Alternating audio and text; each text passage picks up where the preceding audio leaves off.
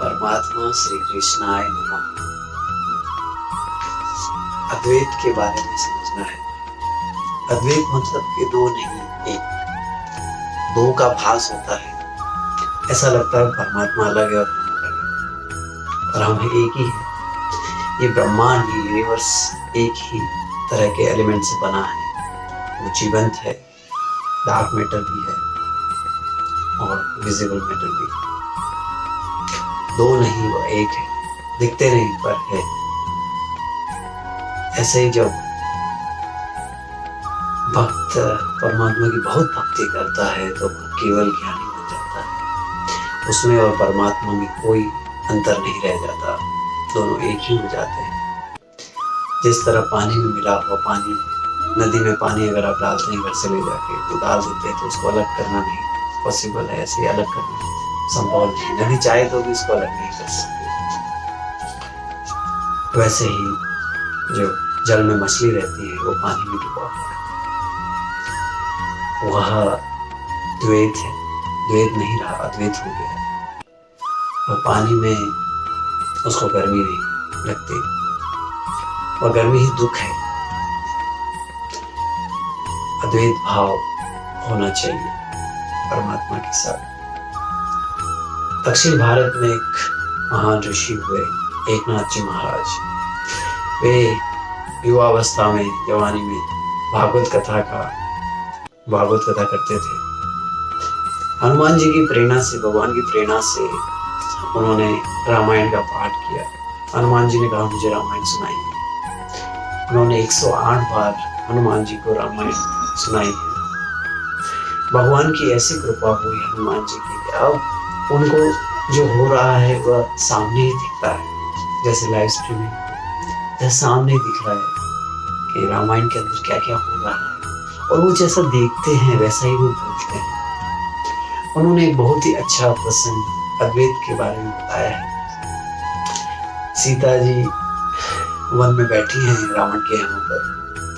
सीता जी का मन राम जी में लगा हुआ है, उनकी भक्ति करती रहती है पूरे समय राम राम नाम का स्मरण करती रहती है।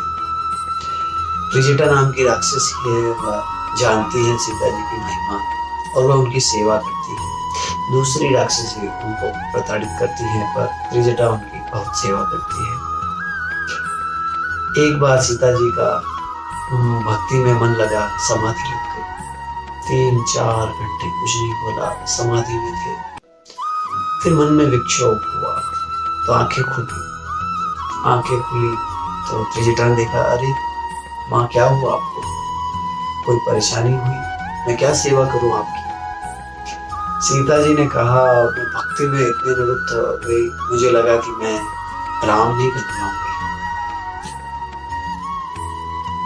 त्रिजटा ने कहा, ऐसा कैसे हो सकता है। सीता जी ने कहा, मैंने एक कथा सुनी थी कि भ्रमर जो होता है, भ्रमरा, वह एक कीटक होता है, उसको एक फूल में बंद रखता है, उसको मारता नहीं और उसको बार बार खाता है। कीट को इतना डर लगता है कि वह बार बार कटे जाने से और बार बार उसी के भ्रमर का ही मन उसमें लगा रहता है, तो जो कीड़ा है वो भ्रमरा बन जाता है।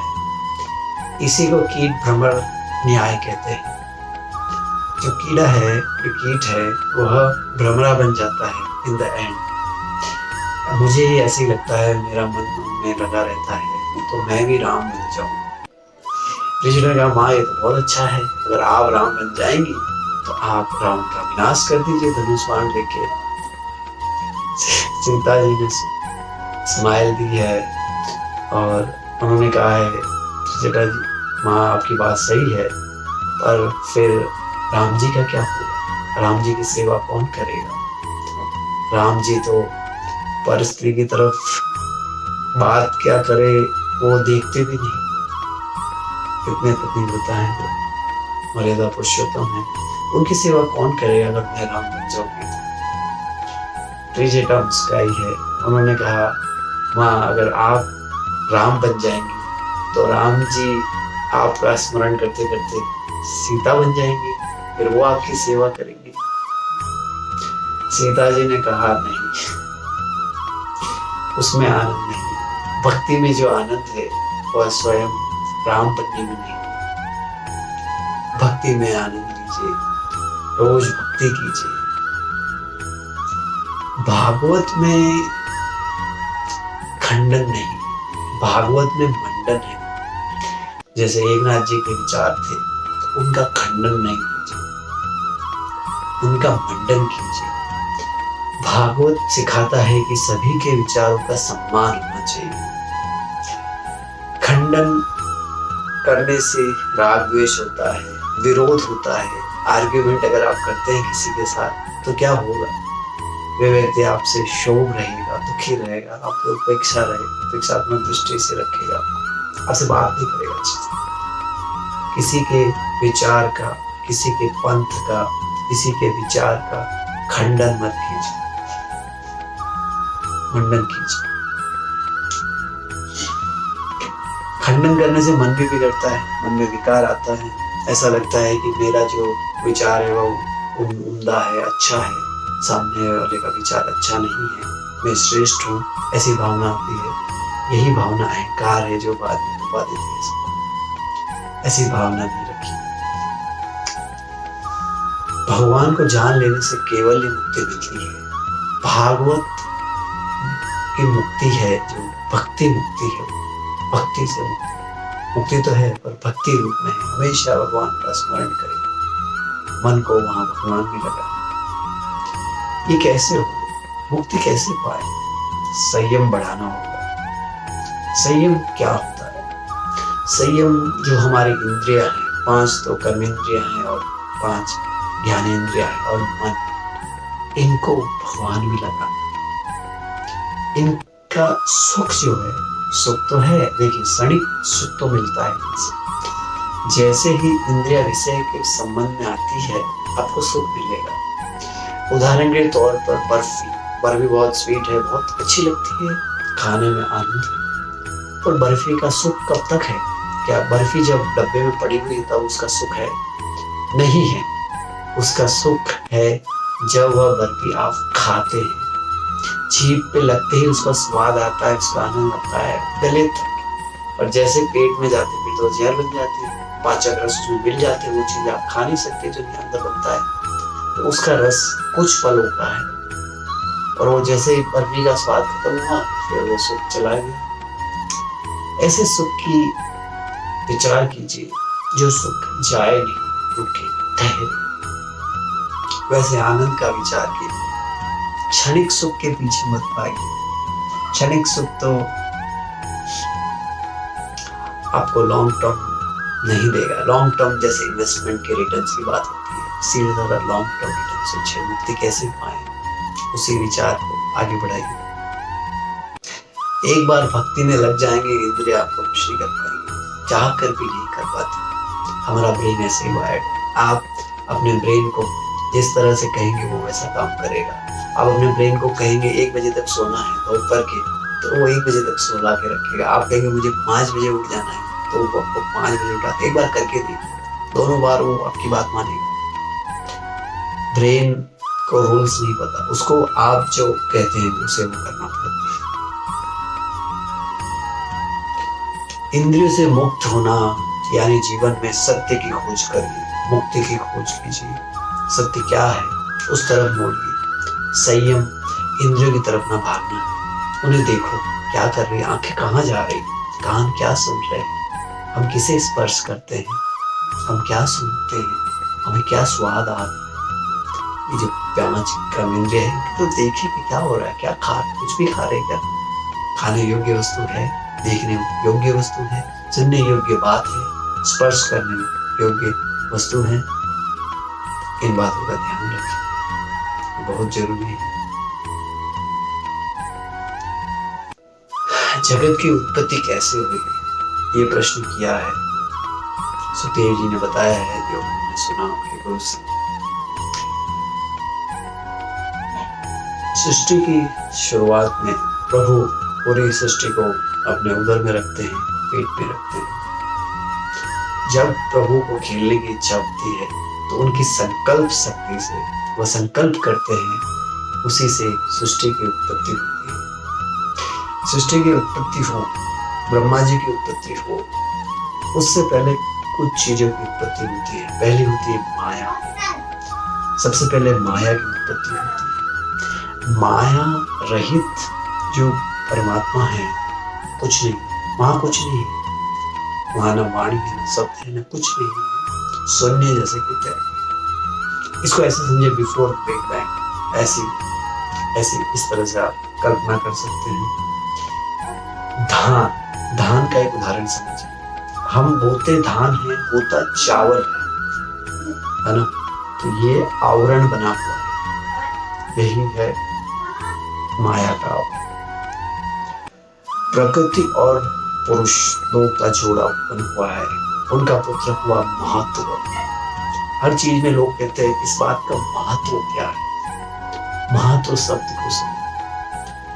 महत्व के अंदर जब विकार आता है, विकार आने से अहंकार की उत्पत्ति होती है। अहंकार के फिर 3 भेद उत्पन्न हुए, राजसी, तामस और सात्विक।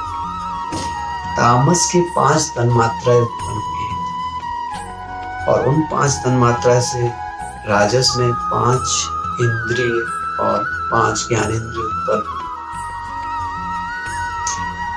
उनके फिर देवता उत्पन्न हुए राजस भेद में, और 11वां मन तो बड़ा चंचल है, वह भी उस समय उत्पन्न हुआ। ये 24 वस्तु ऐसा कहते हैं कि ब्रह्मांड की शुरुआत में उत्पन्न हुए, जिनसे सब कुछ बना। ब्रह्मा जी की उत्पत्ति हुई है प्रभु की नाभि से, ब्रह्मा जी निकले हैं। ब्रह्मा जी जो जीव का एक बेसिक नेचर है कि क्या है, जैसे बच्चे का नेचर होता है, ढूंढते क्या है, ये क्या है, ये कैसे होता है, ये कैसे होता है। ऐसे ब्रह्मा जी ने कहा कि ये क्या है, मैं कौन हूँ, सत्य क्या है मेरे लिए। तब उन्होंने 16वां अक्षर सुना, तप, और 21वां अक्षर हुआ। इस तरह का नाद हुआ, तप तप तप। ब्रह्मा जी ने 100 वर्षों तक तप किया। लोग कुछ समय तप करते हैं और कहते हैं कि मुझे परिणाम नहीं मिल रहा। किसी ने ये बात तो कही है तप करना अच्छा है, मैंने तप भी किया पर मुझे उसका रिजल्ट नहीं मिल रहा। ब्रह्मा जी ने 100 वर्ष तक तप किया है। 100 वर्ष तक जीवन भर तप कीजिए, भक्ति कीजिए। 100 वर्ष के तप से प्रभु प्रसन्न हुए हैं और उन्होंने प्रभु की भक्ति की है। और प्रभु आए तो प्रभु ने उनको पूरा समझाया है। 4 श्लोकों में पूरा सब कुछ समझा दिया है। ये 4 श्लोक किस तरह से हैं? अहमेवासावाग्रे नान्यथ सत्परं पश्चादहं यदि त्वच यो शिष्यते सो सा सम्यहम्। सृष्टि के पूर्व केवल मैं ही था। ये अतिरिक्त जो स्थूल है, सूक्ष्म है या प्रकृति है, इनमें कुछ भी न था। सृष्टि के पहले मैं था और सृष्टि के बाद भी मैं हूँ। प्रलय काल के बाद जो बचता है वह भी मैं हूँ। हृदये अर्थे यत् प्रतीयेत न प्रतीयेते चात्मनि यद्विधादात्मनो माया यथा भासो यथा तमः। जिसके कारण आत्मा में वास्तविक अर्थ के न रहते हुए उसकी प्रतीति होती है, अर्थ के रहते हुए भी उसकी प्रतीति ना हो, उसी को मेरी माया जानो। यही माया भ्रम उत्पन्न करती है। रस्सी है कि सांप है, जैसे आभास कराती है। चंद्रमा 2 है, राहु के होने पर भी राहु दिखाई नहीं देता।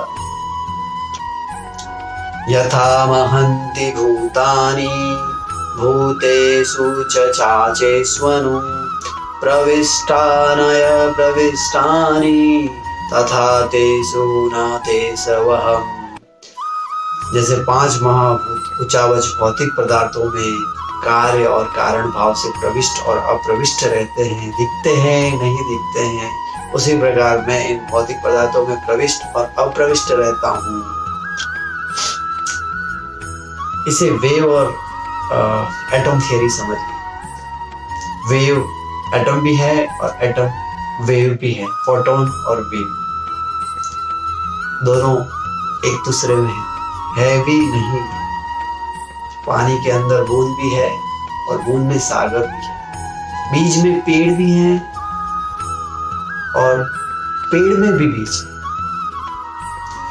एतावदेवी जिज्ञासं तत्व जिज्ञासुनात्मना अन्वयतिरेका भम्यं यत्सा सर्वथा सदा सर्वदा। अव्यक्त व्यतिरेक का फिर से वर्णन है। आत्मा के तत्व जिज्ञासु के लिए इतना ही जिज्ञास्य है। ये अन्य व्यतिरेक सर्वत्र और सदा रहने वही आत्मा है। जो जानना चाहता है उसके लिए यही है कि वही सर्वश्रेष्ठ है, आप ही सर्वस्व है, आप ही परमात्मा है और परमात्मा ही आप है। उनके गुणों को देखिए। एत्मनः समातिष्ठं परमेण समाधिना भवान् कल्प विकल्पनेषु न विमूर्तिकरः चित्। चित्त की परम एकाग्रता से इस मत का अनुष्ठान करें। चित्त को पहले तो एकाग्र करें। कल्प की विविध सृष्टियों में आपको कभी न कर्ता पालन का अभिमान होगा। व्यक्ति अभिमानी हो जाता है, कुछ काम करता है, उसको लगता है मैंने बहुत काम कर लिया है, मेरे समान कौन है, मैंने इतने पैसे कमा लिए, मैं इतना बड़ा लीडर हूँ, मैंने इतना इलेक्शन जीत लिया, मैंने अपने परिवार का पालन पोषण बहुत अच्छे से किया, मैं कितना बड़ा हूँ, देखिए दूसरे नहीं कर पाए, दूसरे गरीबी में है, मेरे पास बहुत पैसा है, ऐसा अभिमान हो। जब ये चतुर श्लोकी भागवत का अर्थ समझते हैं तब समझ में आता है कि आप कुछ नहीं, आपने कर लिया तो क्या, थोड़ा सा ज्ञान आपको मिला, थोड़ा आपने कुछ सीखा संसार से, उसी से आपने वो किया, तो आप क्या सब कुछ जानते हैं? यही अभिमान है जो बाद में परिणाम में विनाश करता है। अभिमान से मुक्त रहे। व्यक्ति कैसे दूर रहता है अगर हम ये जानते हैं तो माया के शक्ति होती है। माया में एक आवरण शक्ति होती है। आवरण शक्ति परमात्मा को ढक के रखती है। आप देख ही नहीं सकते कोई है। जैसे कि अगर आप रेट रेस में दौड़ते हैं तो उस रेट रेस के बाहर भी कुछ हो सकता है, उसकी पॉसिबिलिटी है, आप नहीं देख सकते। जैसे कोलंबस निकला जहाज लेके, अगर वो निकलता ही नहीं तो कभी हम जान ही नहीं पाते, वो ना वहां के लोग नहीं जान पाते कि बाहर भी कुछ था, या हम कहीं जाते नहीं तो हमें क्या पता वो कि कैसा है, फिर तो बातें ही रहती है। साक्षात का रियलिटी तो वहीं जाके ही होती है ना। जैसे कोई कहता है कि हिमालय बहुत अच्छा है, अगर आप हिमालय जाएंगे तभी उसका अनुभव नहीं पाएंगे। अमरनाथ बहुत अच्छा है, मानसरोवर बहुत अच्छा है, गोवा बहुत अच्छा है, वहां जाइए, वहां के अनुभव लीजिए, तभी पता चलेगा क्या है वो। उसी तरह जब तक आप माया से बाहर नहीं निकलेंगे, आवरण शक्ति आप देख नहीं पाएंगे। दूसरी होती है विक्षेप शक्ति। विक्षेप शक्ति जो माया की होती है वह ऐसा दिखाती है कि जगत में ही है परमात्मा। निष्क्रिय होते हैं तब नहीं होते, पर वह ऐसे दिखाती है नहीं वही, और यही सत्य है। इस तरह से आपको विचार आता है। परमात्मा की जब आप भक्ति करते हैं तो माया पीछे खड़ी हो जाती है ना, आगे नहीं रहती, वो पीछे खड़ी रहती। तो अगर आपका ध्यान हटा भक्ति से तो माया आगे आ जाएगी। माया आते ही आपके सबसे पहले आपके इंद्रियों पे कंट्रोल करेगी। देखो जगत कितना बढ़िया है, देखो वो स्त्री कितनी सुंदर है, देखो वो पुरुष कितना सुंदर है, देखो ये कितना अच्छा घर है, देखो ये इतना अच्छा संसार है, कितना आनंद है, चलो मीठा खाए कुछ, चलो कहीं घूम के आए, चलो कुछ करिए। इस तरह के विचार आते हैं माया आपको कंट्रोल कर लेती है। मन बहुत ही चंचल होता है। मन को देखिए क्या कर रहा है। कथा ये जो बात सुन रहे हैं आप, तभी भी मन कहाँ लगा हुआ है, कुछ और ही सोच रहा है। एकाग्रचित हुई इसका अनुष्ठान कीजिए। ये चतुर्श्लोक की भागवत कथा भगवान ने ब्रह्मा जी को सुनाई, ब्रह्मा जी ने नारद को सुनाई, नारद जी ने व्यास को सुनाई, व्यास ऋषि ने इसी का 18,004 श्लोक का अर्थ करते हुए 18,000 श्लोक का भागवत का वर्णन किया है। आगे सुखदेव जी बहुत से प्रश्नों का उत्तर देते हैं। परीक्षित पूछते हैं प्रश्न संसार के बारे में, वह हम आगे वाले पार्ट में देखेंगे। ओम सर्वे भवन्तु सुखिनः, सर्वे सन्तु निरामया, सर्वे भद्राणि पश्यन्ति, मा कश्चित् दुःखभाग् भवते। ओम शांति शांति शांति।